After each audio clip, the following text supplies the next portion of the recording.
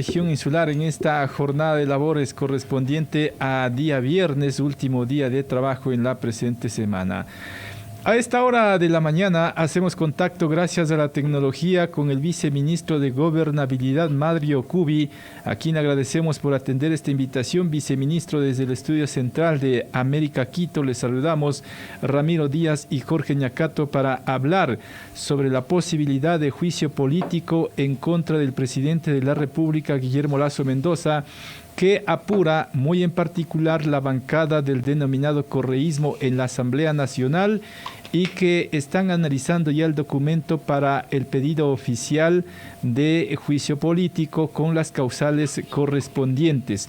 Quiero empezar preguntándole, mi estimado viceministro, si el gobierno analiza precisamente esta estrategia del denominado correísmo, pero ¿cuál es el criterio, la postura que manejan? Porque hay quienes piensan que esto podría encasillarse en una desestabilización del gobierno, así como también en una posibilidad de golpe de Estado. Le escuchamos, viceministro. Buenos días. Jorge Ramiro, muy buenos días. Qué gusto y buenos días a quienes escuchan el programa. A ver, creo que es importante hacer tres reflexiones respecto a lo que usted pregunta. Lo primero, creo que es indudable que hay un grupo, por ahora nos parece minoritario, pero hay un grupo que está con la misión única, clara, indefectible de la salida del presidente de la República. Eso creo que es innegable, inclusive una de las asambleístas, parte de este grupo, creo que la conciencia la traicionó el otro día y ya fue diciendo abiertamente a los medios que si la Corte Constitucional no avala el juicio político por la ley, entonces se irán a tratar una incapacidad mental y que si por ahí no va, entonces van a salir a tomarse las calles. Allá incluso llegando a apología del delito y como olvidándose del revestimiento y la dignidad de asambleísta que le corresponde. Entonces, esa parte creo que es importante reconocerla, no como un cuco, no, es una realidad que hemos visto dicha de su propia boca. Ahora, como segundo elemento, respetamos, como los demás, la democracia y dentro de eso las herramientas como la fiscalización, que es una no solo herramienta, sino tarea de la Asamblea Nacional o de cualquier poder legislativo. Dentro de esa fiscalización hay muchas cosas que le corresponden hacer. Con lo que no estamos de acuerdo es con que se utilice una herramienta de este tipo para hacer un revuelto que para el parecer ya ni ellos mismos entienden ni ellos mismos se han puesto de acuerdo, porque si usted lee ese informe que se aprobó el sábado, primero desde lo técnico jurídico es un revuelto muy de mal gusto de ciertos conceptos de derecho penal con unas cuantas ideas de derecho constitucional, con harta mala intención política metidos en el Ecuador y salió algo que ni ellos mismos entienden y que tuvieron que cambiar de hecho 48 horas antes de que se les acabe el plazo, porque se dieron cuenta que muchos expertos en derecho le dieron tanto palo a esa burda causal de traición a la patria que tuvieron que inventarse algo a última hora, como la comisión por omisión contra delitos de la administración pública, que cualquier penalista se le va a reír si lee ese informe. Entonces, con eso ya dicho, de un informe que no tiene ninguna validez jurídica, hoy lo que tenemos es la mera posibilidad, porque todavía ni siquiera está presentada la solicitud, sino una mera posibilidad que algún asambleísta plantee una solicitud de juicio político y entonces ahí tendremos que analizar en derecho cuáles son los argumentos planteados. Estamos convencidos que no tienen causa alguna, pues no existe nexo causal, ni siquiera en la comisión se atrevieron nunca a mostrar alguna prueba que tal vez hayan encontrado, que estoy convencido y se lo digo con seguridad, no hay. El señor presidente de la República no es culpable ni tiene nada que ver con esto.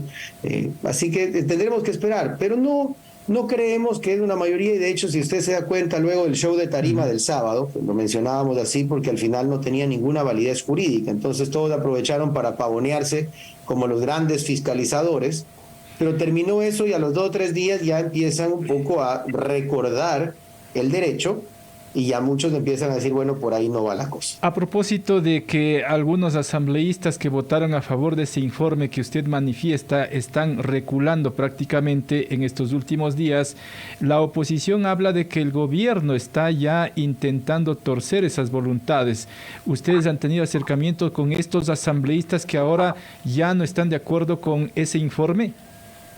A ver, nosotros desde el Gobierno Nacional y particularmente desde el Ministerio de Gobierno conversamos con todos los actores sociales y políticos que quieran conversar con nosotros. Eso lo hacemos de manera permanente, de manera constante, pero realmente nuestro principal enfoque en este momento, y por el que sí hemos, de hecho, el ministro Bucalón fue a la Asamblea la semana pasada, es el tema de las reformas constitucionales para que Fuerzas Armadas puedan también combatir al crimen organizado, al narcotráfico, al lavado de activos. Entonces, decirle que en particular se ha conversado por el tema de juicio político con alguno, no. Realmente cada uno me parece que su conciencia y de nuevo su conocimiento del derecho y el de sus asesores nos ha hecho caer en cuenta que, bueno, estuvo bueno para el show del sábado, pero que formalmente presentaron una solicitud ante la Corte Constitucional para pasar una vergüenza jurídica a nivel nacional no es necesariamente el mejor uso de los fondos públicos que representa el sueldo de un legislador. Ahora, mi estimado viceministro, sin embargo de todo lo que se está manejando en la Asamblea, entiendo que no se puede descartar el mecanismo constitucional que faculta al presidente de la República la activación de una muerte cruzada, doctor. Sin duda, miren, la muerte cruzada también es una herramienta absolutamente constitucional y legal que está a disposición del presidente de la República. Vale recordar, en virtud de la Constitución del 2018, del 2008 de Montecristi, que hizo el grupo que hoy quiere desconocerla, ¿no? Sin embargo, de aquello le puedo garantizar que en este momento no es algo que tengamos sobre la mesa, que estemos discutiendo ni pensando en el gobierno nacional, porque falta muchísimo para siquiera tener que analizarlo. Le digo, ni siquiera hay la solicitud del juicio político. Si acaso hay, luego van las firmas, eso no creo que sea difícil, son 46 firmas, UNE solito los tiene, luego tiene que ir al CAL, a un proceso formal, luego a la Corte Constitucional para tener un análisis material de derecho en virtud del 148 de la Ley de Garantías Jurisdiccionales y Control Constitucional. Como ve, hay tiempos, hay plazos, hay herramientas jurídicas. Si el presidente en algún momento ha pensado en usarlas, seguramente sí, porque es una herramienta legal, pero en este momento no es algo que nos quite el sueño, más bien lo que sí nos quita el sueño, y disculpen un poco las ojeras, es poder intensificar el trabajo en territorio tal como ha pedido el presidente de la República, entendiendo que lo más importante es servir a la ciudadanía, es intensificar la obra pública, es seguir llenando los hospitales de medicinas con los 377 millones que dispuso hace poco el presidente, se hagan realidad para evitar los ciertos casos donde se ha visto este tipo de problemas, porque nuestra labor como gobierno es servir, atender y resolver los problemas, no andar tan preocupados del show de unos cuantos confundidos del derecho. Señor viceministro, muy buenos días. Pero en algún momento inclusive se reconoció falencias en la forma de comunicación desde el gobierno para todo el país. Y se habla de números, de los acuerdos, por ejemplo, que se han logrado a través de las mesas de diálogo. Ayer en rueda de prensa, el señor presidente del Consejo de Educación Superior indicaba que se han cumplido todos los acuerdos en la mesa correspondiente a estos temas, pero hoy acaba de salir dirigente de la FEINE, el señor Samuel Lema, indica que deberían indicarnos cuáles son los acuerdos que se han cumplido, porque él dice no se han cumplido lo que dice el señor presidente del Consejo de Educación Superior, es decir, cuánto se está transparentando la información hacia todo el país. Sí, te agradezco la pregunta y bueno, hago una especie de mea culpa a nombre de la cartera que me corresponde. Efectivamente, consideramos y vamos a trabajar en reforzar la parte de comunicación, la parte de mostrar con absoluta claridad y transparencia no solamente el tema de los acuerdos, sino también lo que el gobierno está haciendo. Entendemos que siempre se puede hacer más y mejor, pero definitivamente, y solo para poner unos cuantos ejemplos, en este año, en los años de gobierno se han inaugurado los hospitales de Durán, el de Bahía de Caracas, los centros varios de salud importantes de Machala, está por inaugurarse el hospital de Manta, el de Pedernales, inicia este año la construcción del hospital de Quinindé, del de Alausí, del de Santa Cruz. Y en eso, ya viendo la pregunta puntual de los acuerdos, ¿verdad? Como parte de esta mejora en comunicación, en los próximos días y semanas iremos publicando la realidad, y es que el 28% de los acuerdos está absolutamente cumplido, el 65% de los acuerdos está en proceso de cumplimiento. ¿Qué es esto de proceso de cumplimiento? En virtud de los cronogramas y plazos que se establecieron en los acuerdos, porque ustedes entenderán, no todo se hace de un día para el otro, los cambios requieren algunos pasos, y estamos dentro del cronograma que algunos tienen 6, otros 12 meses para completar. Es decir, el 93% está o cumplido o en proceso según el cronograma que acordamos las partes de cumplimiento. Hay un 7% que tiene algunos inconvenientes, algunos requieren proyecto de ley, la Asamblea está muy ocupada en show, otros requieren información de algunas de las comunidades que por ahora no hemos recibido, y hay otras que tenemos que ir resolviendo detalles y nuevos críticos, pero es del 7% la complicada. Recibo el comentario, Ramiro, lo recibo, lo entiendo, lo traslado un poco para reforzar lo que estamos tratando de hacer, de mejorar ese esfuerzo de comunicación para que se entienda más y mejor, y también esperamos que las comunidades y los líderes puedan revisar su decisión y volver a sentarnos a conversar formalmente y quizás revisarlo, ¿no? Porque entendemos que en ocasiones pueden existir ciertas inconformidades, sin embargo, el Consejo de Educación Superior como ente independiente y parte importante de las mesas en la parte de educación acaba de mencionar el cumplimiento. Insisto, tomo el comentario y lo que vamos quizás a hacer es empezar con todos a mostrar maneras más didácticas, claras y repetitivas de mostrar ese cumplimiento. Viceministro, ¿el gobierno con qué dirigentes del movimiento indígena se está reuniendo? Le pregunto esto porque el ministro Cucalón había señalado que hay reuniones o acercamientos con dirigentes, pero los dirigentes visibles de la CONAIE, de la FENOCIN y de la FEINE dicen que ellos no conocen con qué tipo de dirigentes, por lo tanto no descartan que el gobierno pretenda dividirlos.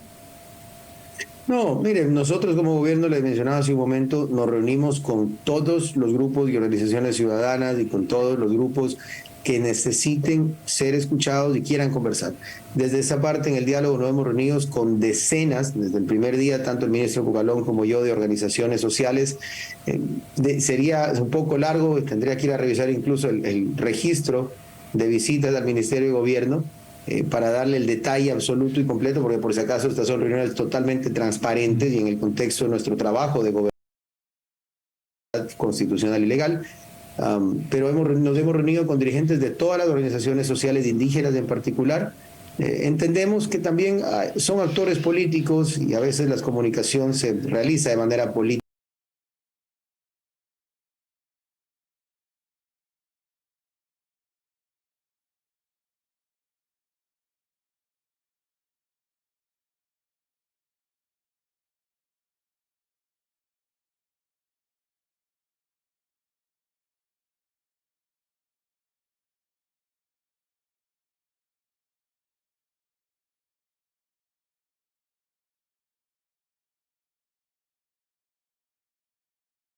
¿A desactivar las movilizaciones anunciadas por la CONAIE?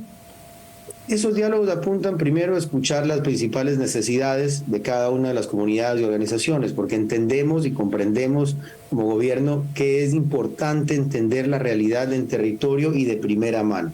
Eso como primer elemento, porque en ocasiones, y esto es importante reflexionar, si bien tenemos 22 que se aterrizaron en 218 puntos prácticos para hacerlo realidad, las necesidades sociales y humanas no terminan nunca. Y por eso parte de escuchar es, bueno, hemos avanzado hasta acá, ¿qué más? Y hay algunos elementos de los que le puedo decir, inclusive aquí sí con cifras, que no son y los diálogos hemos aumentado. Uno de esos es la entrega de créditos. Y originalmente estaba un monto cercano a los 100 millones que se debían destinar para créditos específicamente a comunidades rurales en la zona. Llevamos más de 217 millones de dólares entregados a más de 70,000 familias.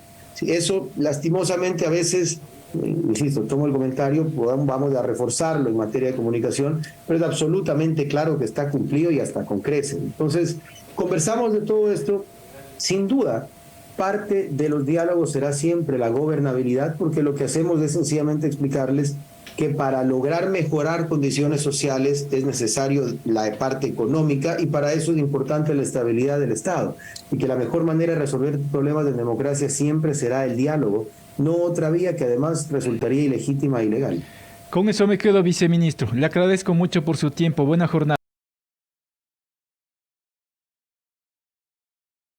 Muchísimas gracias a ustedes, siempre un gusto y a las órdenes. Gracias a usted. El viceministro de Gobernabilidad del Ministerio de Gobierno, Mario Cubi.